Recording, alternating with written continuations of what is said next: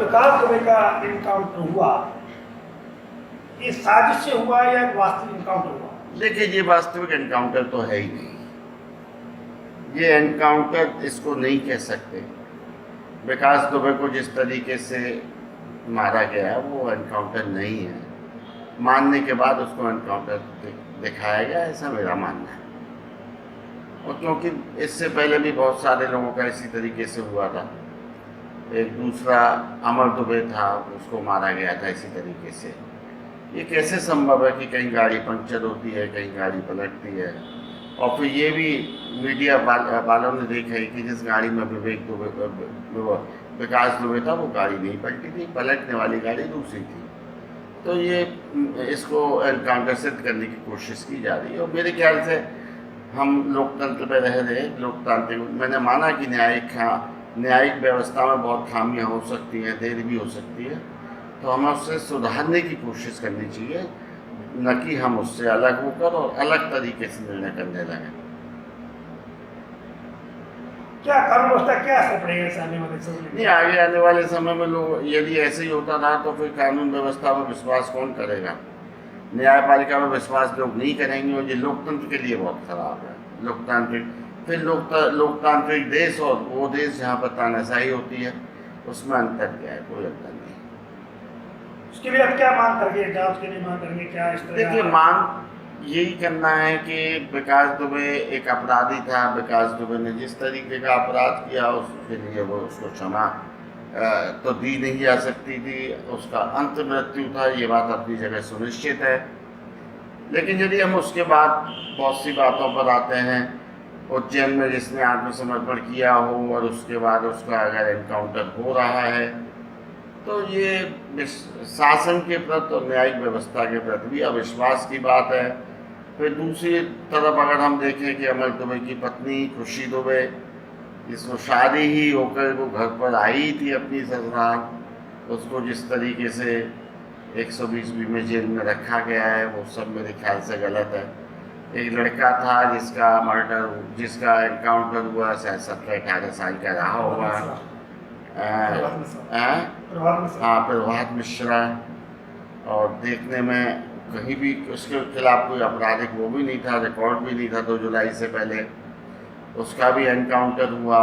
तो इस तरीके से यदि एनकाउंटर ही शासन करने का एक तरीका रह गया है तो फिर मुझे कुछ नहीं कहना, क्योंकि मैं आज भी न्यायिक व्यवस्था पर भरोसा रखने वाला व्यक्ति हूँ, कानून पर भरोसा रखने वाला व्यक्ति हूँ, और मेरे ख्याल से मेरे देश की ज़्यादातर जनता आज भी लोकतंत्र को चाहती है और कानून के माध्यम से अपनी जीवन शैली को चलाना चाहती है। यदि उसके अतर कोई कुछ और सोचता है या एनकाउंटर ही इसका हाल है, तो उसमें मैं कुछ कह नहीं सकता। लेकिन मेरे ख्याल से एनकाउंटर एक्सट्रीम परिस्थिति में किया जाना चाहिए, और कम से कम ये ख्याल तो रखा ही जाना चाहिए कि निर्दोष न मारे जाएं। मथुरा में भी यदि लोगों को ध्यान होगा, धौली गाँव में जो बेचारा खोमचा लगा था वो मारा गया था। 20 रुपये के लेन देन की बात थी। पुलिस भी बहुत सी बार अतवादी हो जाती है, उसको मारा गया था, वो भी एक तरीके से हत्या ही थी, हालांकि उसमें कुछ खास हुआ नहीं, मुझे ऐसा लगता है। तो यदि हम हत्या को अपना दैनंदिन निर्णय को अपनी जीवन शैली में ले आएंगे तो आगे से देश के लिए बहुत नुकसानदायक होगा। विकास जैसे अपराधी को पैदा करने में राजनीति और पुलिस का गठजोड़ मानते या नहीं मानते? नहीं, बिल्कुल 100%। मेरा अपना मैं राजनीतिक भी हूँ, मैं एक सामाजिक आदमी भी हूँ, मैंने राजनीति सपा बसपा में की है, और मैं ये मानता हूँ कि कोई भी अपराधी बिना पुलिस के और बिना राजनीति के सहारे के ज़्यादा दिन चल ही नहीं सकता, क्योंकि अपराधी छोटे से बड़ा बनता है। ये भी पहले छोटा अपराधी रहा होगा, आज इतना बड़ा अपराधी है कि उसकी देश और विदेश में चर्चा हो रही है।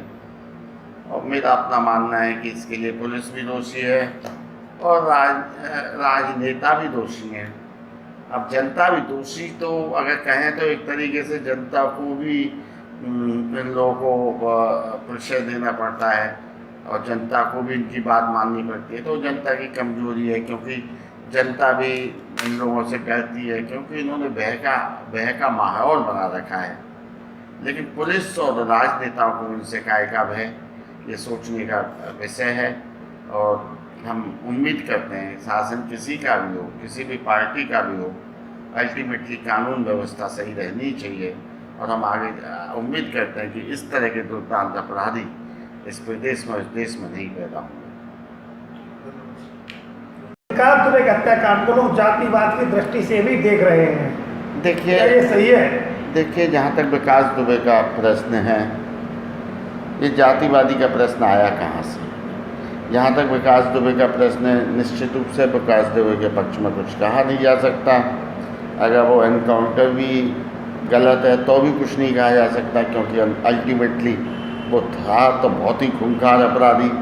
लेकिन उसके साथ साथ जो कुछ हुआ और लोगों के साथ हुआ, जैसे मैंने कहा एक लड़की नई शादी करके आती है, उसका पति एनकाउंटर में मारा जाता है। मैं मानता हूँ कि पति अपराधी रहा होगा और पति ने का एनकाउंटर के बारे में मुझे कुछ नहीं कहना, लेकिन जब वो महिला, खुशी दुबे की बात कर रहा हूँ मैं,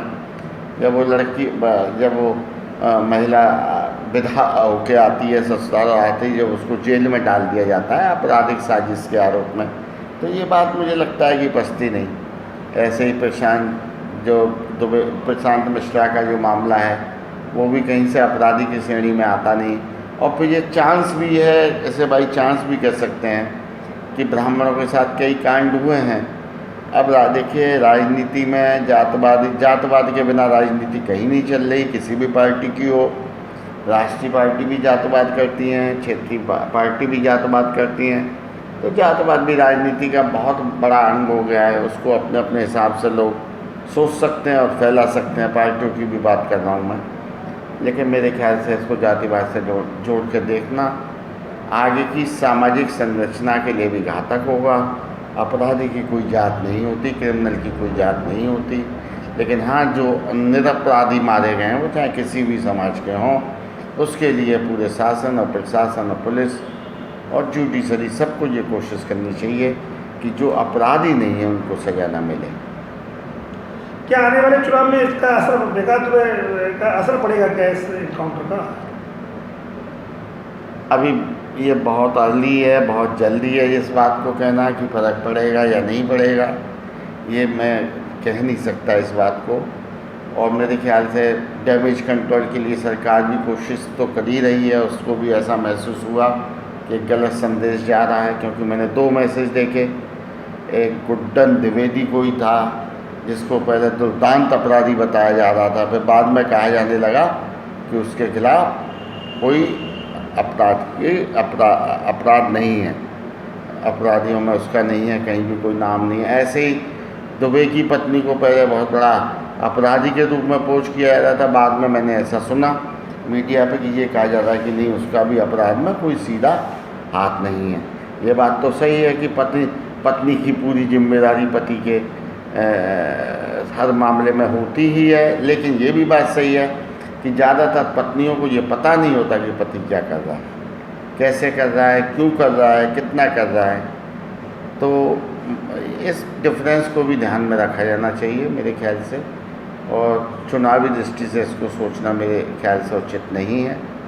और समय के साथ बहुत सी चीज़ें ठीक भी हो जाती हैं। सरकार भी डैमेज कंट्रोल में है ही। मैसेज तो गया, मैं मानता हूँ, लोगों ने चर्चा की, सोशल मीडिया पे हम देख रहे हैं, लेकिन जातवादी से इसको ज़्यादा जोड़ना इस देश और प्रदेश के लिए भी उचित नहीं है। ठीक हो।